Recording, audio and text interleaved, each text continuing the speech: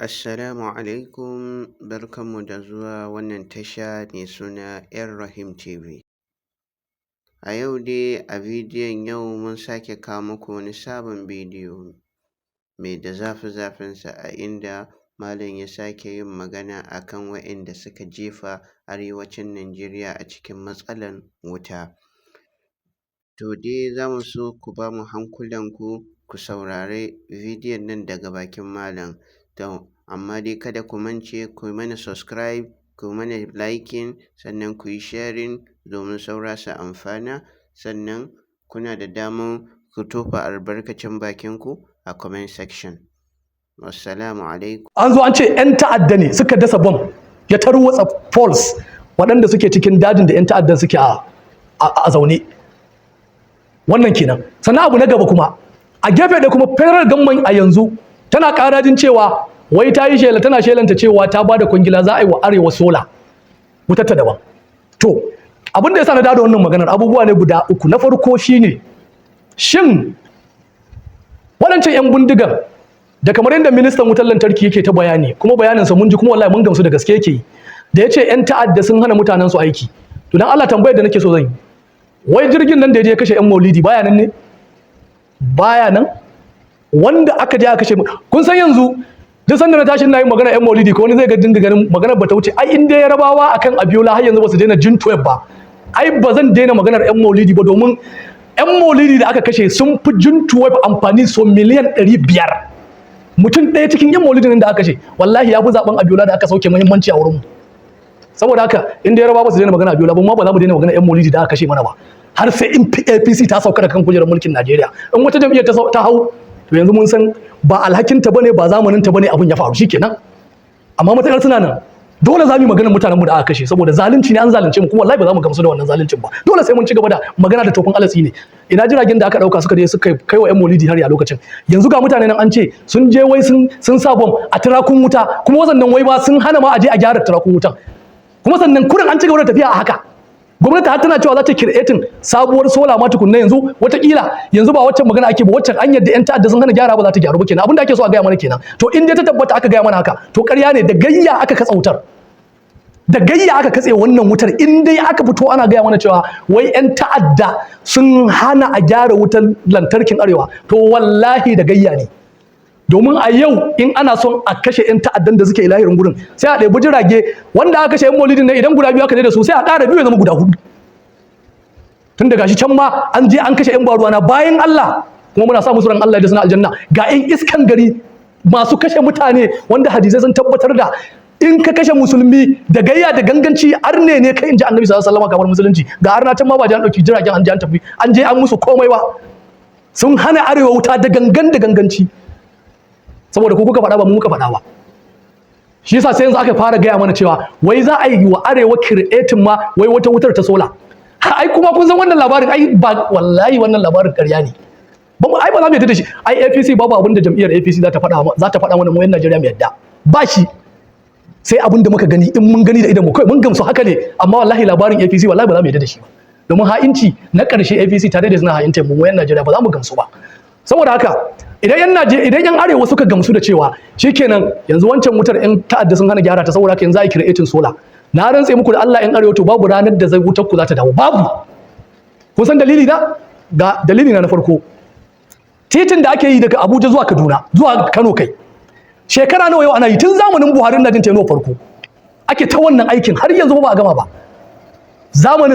Tun zamanin Fashola yana minister works and the housing, power and steel, duka Fashola bai iya tausaya mutanen arewa, ya yi amfani da lokacinsa ba a matsayinsa na minista. Saboda haka aka nuna mana kabilanci kai tsaye, ba yi mana wancan titin ba yadda ya kamata. Har yanzu mutanenmu suna mutuwa saboda dabashin ne a hanya. Har yanzu halin da muke ciki kenan. Wutan nefan mu Fashola har ya mulkin sa ya gama, babu abin da ya wutan nefa arewa, ita ma gashi halin da muke ciki. To in dai titin da baban gida a wata 17 ko 18 yayi sabo fil tun daga Abuja har zuwa Kano, hannu biyu mai kyau, wanda duk arewacin da kaf Najeriya ba titi mai kyau wannan titin. Baban gida yayi shi a wata 18 ba, wata 18 ba, shekara 18 ba. APC a yau wajen shekara 7 ta kasa gyara shi. ba drainage ina jin ko ɗaya da PDP da APC za ta yi a kan titin nan. Karce kwalta za a yi bashin fada wata kurin, kwaltan ma akwai ta a wurin. Wacce ta kasa gyara muku titin da kurin za a karce kwalta, ita ne tana zuwa tana gaya muku cewa za a yi wutan NEPA sola, saboda a bayan Arewa hakuri. Ƙarya ne wallahi, wannan magana wallahi ba gaskiya bane ba. Mu ba so muke ku creating sabon wutan NEPA ba, ku gyara mana tamu wacce ta lalace, domin daga kun dauke mu daga kan tunanin gyaran tamu kun kai mu cewa sabo kuke, kun gama raina mu. Wallahi duk yan Arewa kuka yarda da cewa ana can wai za a yi muku wuta ta sola, wallahi an raina ku. Yanzu dama APC tana neman hanyar da za ta yi campaign. Yanzu Allah ya taimake su wataƙila, ko kuma shaidan ya taimake su sun samu. Saboda me? Saboda yanzu titin nan na hanyar Kaduna a satin nan nake karantawa nake gani minista David Umahi, minista na wannan na Works, ya fito wai yana cewa ya je wai sun zauna da Julius Berger. Dan Allah ka duba, tunda Tinubu ya zama shugaban kasa yau shekara 2 ake magana, amma duka ba je an zauna da Julius Berger an karkare kuɗin da ya kamata a basu su karasa wannan titin ba. Kuɗin duka naira biliyan 700 da wani abu ake magana. Biliyan 700 bai kai trillion 1 ba, amma saboda tsabar cin amana, saboda tsabar tribalism da nuna mu yan Arewa ne ba a kaunar mu, Tinubu yana zama shugaban kasa, kowa ya sani, ya ji duk wanda yake sauraron labarai. Abinda Tinubu ya fara shi ne ya je ba da kwangilar daga Lagos zuwa Calabar, ai titin da ya zagaye jihohin Yarbawa gabaki daya. Abinda Tinubu ya ware naira trillion 15, ba fa biliyan 1 ba, ba biliyan 700 ba, ba trillion 1 ba, naira trillion 15 a titi guda daya. Yanzu haka ana nan ana yin sa daga Lagos zuwa Calabar. Amma mu gyaran titin wanda bai kai kwatan kudin wannan aikin da Tinubu ya bayar a Lagos ba, ya gagara APC ta yi mana. Mu ne za zo ana gaya wannan maganan? Ai iya rashin adalci mu yan Arewa an gama yi mana a Najeriya. Babu wanda ya sai fito ya gaya mana wata magana, babu shi. Kuma mutum ya hana mu magana ƙarya. Ni na gana warma na gaya muku in mutu, ka daɗe wallahi, saboda bidiyoyi na ma na ga ba sa trending sosai, dan sai na mutu za su yi trending. Ai wanda bai ji ba zai ji, wanda bai gansu ba zai gansu, a gane me kuke yi na zalunci. Wallahi na kagu. Saboda haka ga titi nan daga Kano zuwa Abuja ya gagara.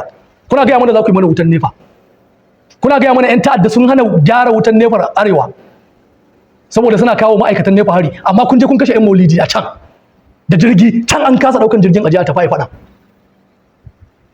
Kwata-kwata maganganun ba su shiga kanmu ba, kuma ba mu gamsu ba, kuma hanya ne kuke nema da za ku yi campaign, kuma ƙarya mutum yake. Ba za a kare mana campaign da insecurity ba. Ba wanda ya sai hawo mumbarin siyasa yanzu ya ƙara gaya mana wai mu zaɓe shi zai kawo tsaro. Ba ma bukata. Ko ka hawo mumbari ka gaya mana mu zaɓe ka za ka yi mana wutar sola, ƙarya ba ma so. Wuta muna da ita mu yan Arewa kawai, wacce muke malaji da ita kawai, a gyara mana mu ci gaba da malaji da ita. Mun canja gwamnati muka zaɓi wanda yake son mu, muke son shi ya mana tamu, ya mana wutar gaske. Amma ku APC ba ma son taku, ba ma bukata. Kuma ina na kan bakana, sanatoci sun ha'ince mu, gwamnoni sun ha'ince mu, waɗanda suke da faɗa aji a Arewa sun ha'ince mu. Na faɗa na kuma maimaitawa. Wannan ya rage na mutum kurum, ta abin da zai faqad ma anta qab innama taqabi hadhihi alhayatid dunya, ya rage naku. Wala ya ci gaba da gaya mana wani Abu Musa al-Ash'ari radiyallahu an karbo daga Abu Musa al-Ash'ari kala, Abu Musa yake cewa ataitun nabiyyi sallallahu alaihi wa sallam, yace naje wajen annabi tsira da amincin Allah su ƙara tabbata a gare shi, wa huwa yastaku biswaki radbin. Annabi yace naje gurin annabi sallallahu alaihi wa sallam a yayin da annabi tsira da amincin Allah su tabbata a gare shi, na same shi yana yin aswaki da aswaki danye, ma'ana yana kankare bakinsa da danyen aswaki. Kala sai Abu Musa al-Ash'ari ya ce, Abu Musa al-Ash'ari din nan yana ɗaya daga cikin waɗanda suka fi kowane a cikin sahabbai masu zakin murya, domin wata rana annabi sallallahu alaihi wasallama yana ran gadi da daddare, kaji shugaban gaske. Mutanensa suna bacci, amma annabi sallallahu alaihi wasallama yana ran gadi, yana zagaye a garin Madina, yana zagaye a kofar gidajen sahabbai. Shugaban kasa kenan dan gaske, da kansa yake zagayawa ran gadi. Yana cikin ran gadi din nan sai ya wuce ta kofar gidan Abu Musa al-Ash'ari sallallahu alaihi wasallam. Yana hucewa sai ya ji Abu Musa yana raira karatun Qur'ani, yana qiyamul layli, da daddare. Kaji bayan Allah kenan. Lokacin da Annabi sallallahu alaihi wasallama ya ji wannan, da Annabi ya dan saurara, kurin Annabi ya wuce. Da safe bayan Abu Musa al-Ash'ari ya gamu da Annabi sallallahu alaihi wa alihi wa sallam, sai Annabi ya bashi labari, yace Abu Musa, ai ina ran gadi je ina zagaye na buta kofar gidanka, ai naji kana rera karatun Alqur'ani, kai ai kuwa. Sai Annabi ya yabe shi. Annabi ya ce masa, ai Abu Musa, Allah subhanahu wata'ala ya baka murya irin ta iyalan gidan Annabi Dawud, ma'ana mai zakin gaske. Annabi da kansa ya yabi muryar Abu Musa al-Ash'ari saboda mai zakin muryar Abu Musa.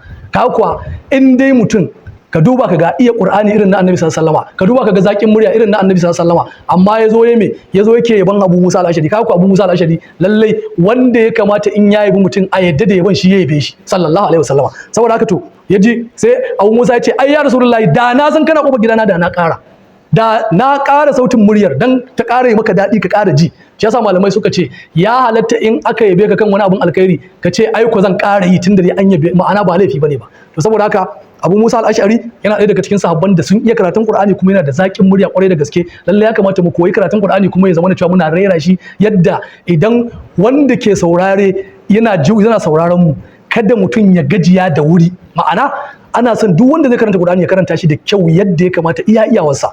Wannan kenan. To wannan shine Abu Musa al-Ash'ari, shine ya je gurin Annabi sallallahu alaihi wasallam, ya ga Annabi sallallahu alaihi wasallam ya tarar da shi yana yin aswaki da danyen aswaki. Kala sai Abu Musa ya ce wa tarafu siwaki ala lisani, yace Annabi sallallahu alaihi wasallam ya dora karshen aswaki din akan harshen sa, domin kaga wannan ya tabbatar mana yadda ake yin aswaki ba wai haƙori kawai ake gogewa ba. Annabi sallallahu alaihi wasallam yana sanya karshen aswakin sa, ma'ana inda yake rikewa in ya sa haka sai ya dinga goge kan harshen, domin harshe na tara datti kuma so ake a tsarkake bakin daga warin datti ko da kace daga yawun bacci ko kuma daga wani abu da aka ci wanda yake ya kamata a tsaftace haƙoran da harshen gabaki daya. To Annabi sallallahu alaihi wasallam yana dora aswaki kan harshen sa yana gogawa dan datti ya fita.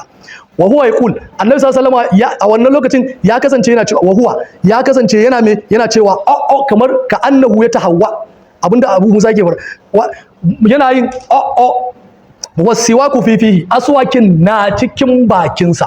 Annabi sallallahu alaihi wasallam yana gogewa, bayan yana gogewa Annabi yana yin kamar kasan idan ka zira aswaki can cikin bakinka zaka ga kamar kana kakari, amma kada fa ka je ka cusa shi can ciki yanda zaka dinga kakarin amai haka zo ka juyo amai, ba haka ake nufi ba. Ma'ana ka sa ka dan tuttura a cikin bakinka domin karshen harshen ka shi ma akwai datti wurin, an gane ko? Saboda haka to Annabi sallallahu alaihi wasallam ya kasance wa huwa yaqulu, ya kasance yana cewa wasiwaku fihi, aswakin na cikin bakinsa, in je Abu Musa tun da ya gan shi yanayi, an gane ko?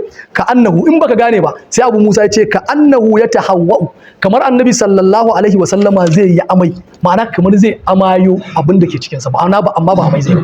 To saboda haka wannan shine karshen hadisan da muka yi magana akan waɗanda muka karanta na baya kan maganan aswaki, an gane ko? Sannan kamar yadda muka faɗa a farko, shi aswaki mustahabi ne, in mutum yayi zai samu ƙarin lada kan wanke baki da yayi kurun babu aswaki. In bai ba shi da laifi a cikin sallarsa, ba shi da laifi a cikin alwalarsa. Saboda haka yana da kyau mutum ya dinga tsarkake bakinsa wajen yin aswaki da sauransu. To wannan kenan. Abu na gaba za mu karanta hadisai guda biyu.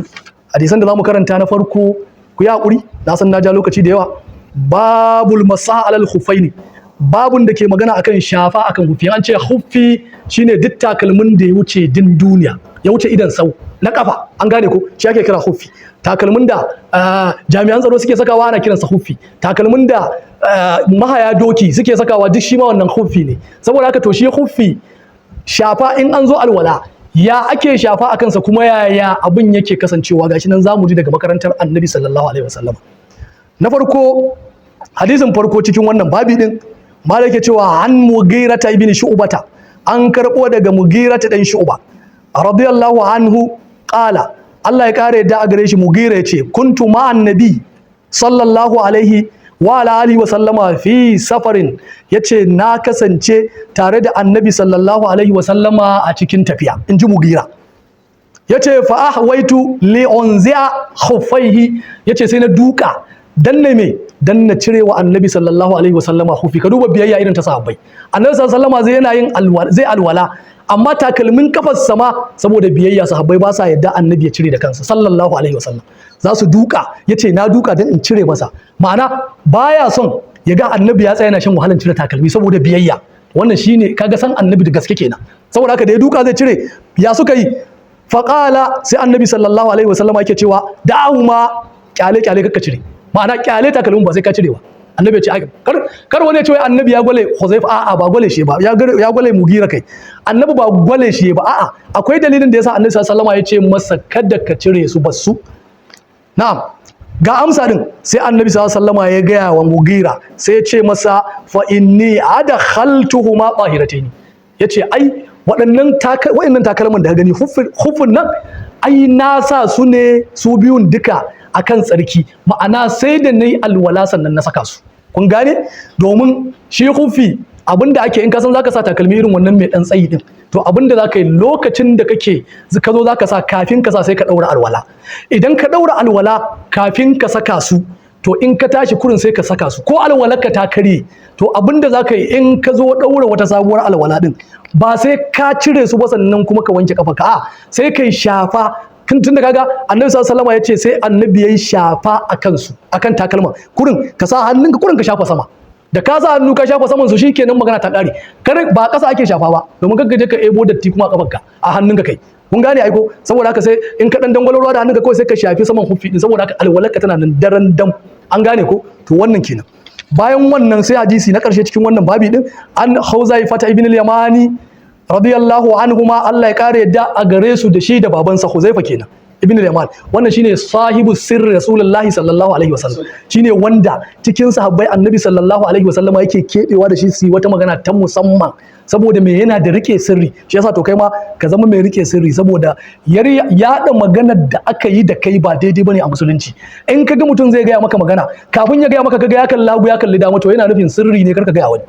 Amma idan ka zama wanda a majalisa idan wani ya waro ka cikin mutane ya baka labari na matsalar iyalansa, na matsalar matarsa, na matsalar ƴaƴansa, kai kuma daga ka dawo sai ka dinga yaɗawa cikin al'umma, to kai ka zama mai ledar biredi, baka da sirri. Kuma wannan musulunci ba a san haka. Abinda ake so, kaga akwai cin amana na kuɗi, akwai cin amanar magana, akwai cin amana na tsakanin mutum da iyalinsa, akwai cin amana na dukiya, na kaza. To idan mutum ya gaya maka magana, bayan ya gaya maka magana sai ka zo sai kake yadawa a cikin al'umma, to ka ci amanar maganar da aka gaya maka. To Huzaifa ibn al-Yaman ya ciri tuta wajen in annabi yayi sirri da shi baya faɗa wa kowa yadda aka yi, an gane ko. Shi yasa ma annabi sallallahu alaihi wasallama lokacin da Allah ya sanar da shi cikin sahabbansa da wane dukkan munafukai ne, ba sa kaunar musulunci ya ci gaba, Huzaifa kadai ya kirawo ya ce Huzaifa kaga wane waɗannan munafukai ne, in iskan gari ne kurin ba su da amfani, saboda bai ba sa kaunar musulunci ya ci gaba. Annabi yana ba wa Huzaifa wannan labarin, sahabbai suka gane